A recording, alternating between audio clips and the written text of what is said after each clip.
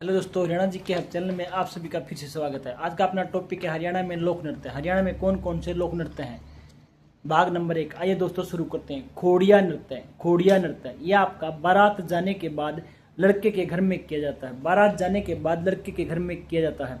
महिलाओं द्वारा ये नृत्य किया जाता है। किसके द्वारा? महिलाओं द्वारा ये नृत्य किया जाता है। महिलाएं पुरुषों के कपड़े पहनकर उनकी नकल उतारती हैं या नृत्य करती हैं। धमाल नृत्य। धमाल नृत्य यह है आपका महाभारत कालीन नृत्य। ये क्वेश्चन आपका एग्जाम में आ चुका है कि आपका महाभारत कालीन नृत्य कौन सा है? धमाल नृत्य। केवल पुरुषों के द्वारा किए जाने वाला ये नृत्य है। केवल पुरुषों के द्वारा ये किया जाता है। गुड़गांव और महेंद्रगढ़ में विशेष रूप से प्रसिद्ध है। गुड़गांव और महेंद्रगढ़ में विशेष रूप से प्रसिद्ध है। एक बार दोस्तों रिवाइज करते हैं। खोड़िया नृत्य बारात जाने के बाद लड़के के घर में किया जाता है। महिलाओं के द्वारा किया जाता है। महिलाएं पुरुषों के कपड़े पहनकर उनकी नकल उतारती हैं या नृत्य करती हैं। धमाल नृत्य। धमाल नृत्य यह आपका महाभारत कालीन नृत्य है। आपका पिछले एग्जाम में यह क्वेश्चन आ चुका है कि महाभारत कालीन नृत्य कौन सा है? धमाल नृत्य। केवल पुरुषों द्वारा ये नृत्य आपका किया जाता है। महेंद्रगढ़ और गुड़गांव में आपका ये विशेष रूप से प्रसिद्ध नृत्य है। उसके बाद जिक्र आता तो दोस्तों झूमर नृत्य। कौन सा? झूमर नृत्य। यह एक आभूषण के नाम पर इसका नाम रखा गया है। किसके नाम पर? आभूषण के नाम पर। इसे कहीं कहीं पर अपने हरियाणा में हरियाणवी गिद्दे के नाम से भी जाना जाता है। किस नाम से? हरियाणवी गिद्दा भी इसको कहा जाता है। नृत्य की ढोलक और थाली जैसे वाद्य यंत्रों की धुन पर यह किया जाता है। विशेषकर विवाहित लड़कियों द्वारा ये किया जाता है। रंग बिरंगे परिधान व गहने स्त्रियों के द्वारा इसमें पहने जाते हैं। फाग नृत्य। कौन सा नृत्य दोस्तों? फाग नृत्य।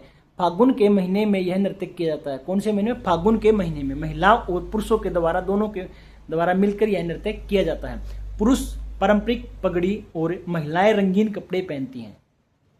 एक बार दोस्तों रिवाइज करते हैं। झूमर नृत्य। झूमर नृत्य यह एक आभूषण के नाम पर इसका नाम रखा गया है। यह कहीं कहीं पर इसे हरियाणवी गिद्दा भी कहा जाता है अपने हरियाणा में।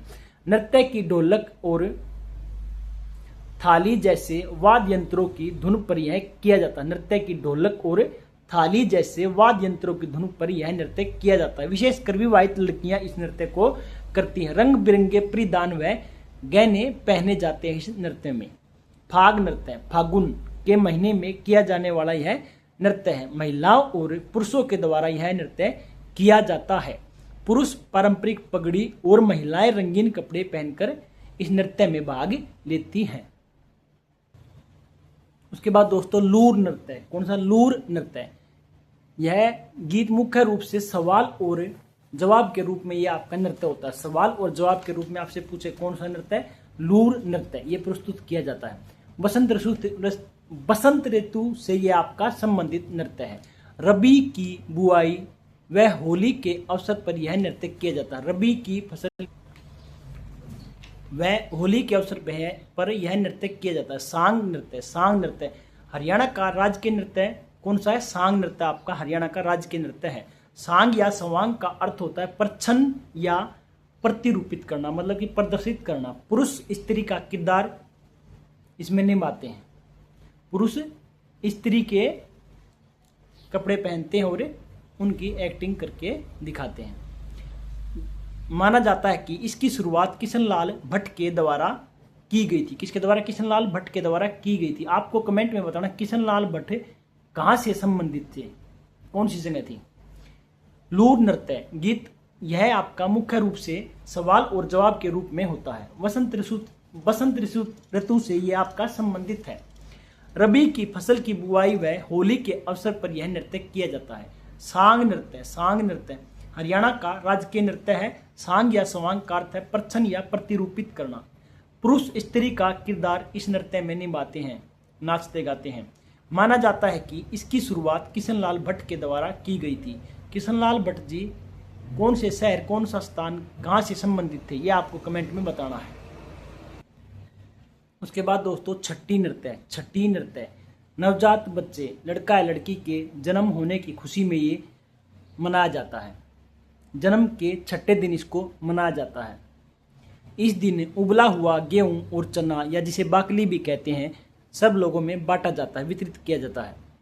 बेमाता बच्चे का भाग्य लिखने के लिए इस दिन आती है। डफ नृत्य, डफ नृत्य यह श्रृंगार तथा वीर रस प्रधान नृत्य है।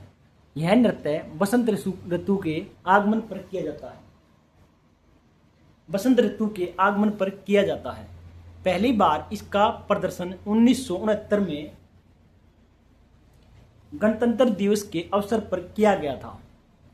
1969 में। यह आपका क्वेश्चन पहले भी एग्जाम में आ चुका है।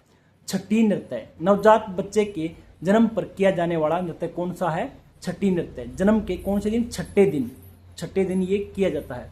इस दिन उबला हुआ गेहूं और चना या जिसे बाकली भी कहा जाता है वितरित की जाती है, सबको बांटी जाती है। बेमाता बच्चे का भाग्य लिखने के लिए उस दिन बच्चे के घर आती है। डफ नृत्य, डफ नृत्य यह श्रृंगार तथा वीर रस प्रधान नृत्य है। यह नृत्य बसंत ऋतु के आगमन पर किया जाता है। पहली बार इसका प्रदर्शन 1969 में गणतंत्र दिवस के अवसर पर किया गया था। दोस्तों, इसका अगला बचा हुआ पार्ट हम अगली वीडियो में अगले भाग में कंप्लीट करेंगे। यदि आपको हमारी वीडियो पसंद आए तो प्लीज़ चैनल को लाइक, शेयर और सब्सक्राइब अवश्य करें। कमेंट में अपनी राय अवश्य दें, कोई गलती है तो क्षमा करें। दोस्तों, एक कॉपी बनाएं, आप उस कॉपी में नोट करते हुए चलें और चीज़ों को समझते हुए चलें। आप जल्दी हम लोग सिलेबस कवर कर लेंगे। बगैर लिखे हुए किसी का सिलेक्शन ना हुआ है ना कभी होगा। आप लिखें, नोट करें और कंटिन्यू रिवाइज करते रहें। बस यही सफलता का साधन है। कोई गलती हो तो क्षमा करें। आप सबका धन्यवाद, थैंक यू। कमेंट में अपनी राय अवश्य, चैनल को लाइक, शेयर और सब्सक्राइब अवश्य करें। हमने लाइव किया था लेकिन दोस्तों किसी कारणवश वो अपलोड नहीं हो पाया। आप सबका धन्यवाद। आप सबके सहयोग से 50 सब्सक्राइब पूरे हो चुके हैं।